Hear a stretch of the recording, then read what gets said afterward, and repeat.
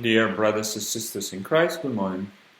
Today I'd like to share with you some of my reflections on the current pandemic in the light of the readings of the day and also of my personal experience of the past few months.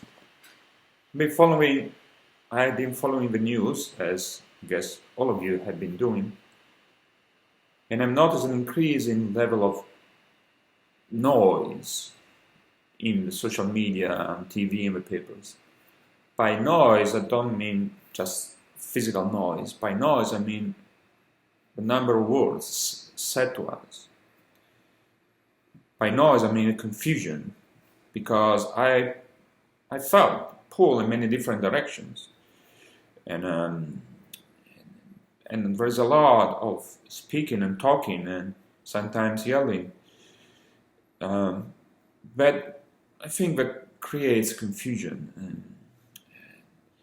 But there is one word, that's what I want to share with you, one word that I haven't really heard, except for few people, Hope and few others. Nobody has really said this word. And this word is humility. Humility is, I think, essential for us, Catholics, Christians, but for each one of us. Humility is a disposition, an attitude to stay in front of reality, in front of what's going on. Humility is not just self-abasement. Humility is a consequence of acknowledging that we are sons and daughters of a loving Father. And this is what I want to share with you. That's why I say humility is so important. Because we are sons and daughters of God. We are limited. We are finite human beings. And so our efforts are limited and even flawed. But humility means to acknowledge that God is more powerful than our own limitations.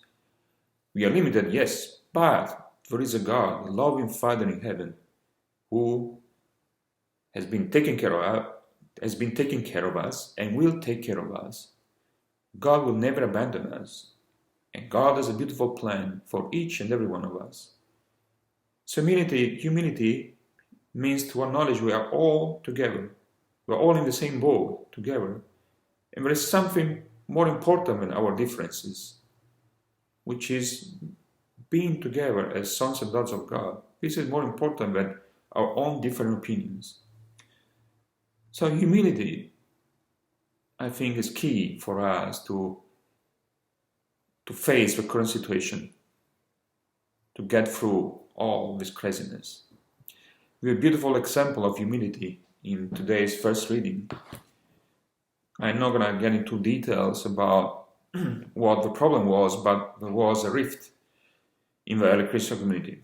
A rift between Paul and his party on one side and James and his party on the other side. It was actually a big division, and was not easy to fix the issue. Peter was caught in the middle and he was hesitant. But what I want to share with you is how the early Christians were able to mend their rift. They were able to fix the issue because they acknowledged that there was something more important than their own personal opinions. They acknowledged that they were part of the same church, the same community, were all together, and what was at stake was not their own opinions. What was at stake was God's will. They acknowledged the only way to mend their rift was to look at what God was making happen. Look and stay in front of what the history that God was writing through them, the new history, which was the church, that God was writing in the Word.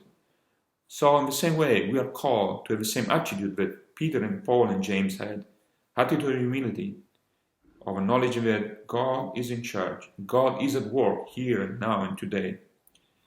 And so we are His sons and daughters, and we know that He will never abandon us. Take care and God bless.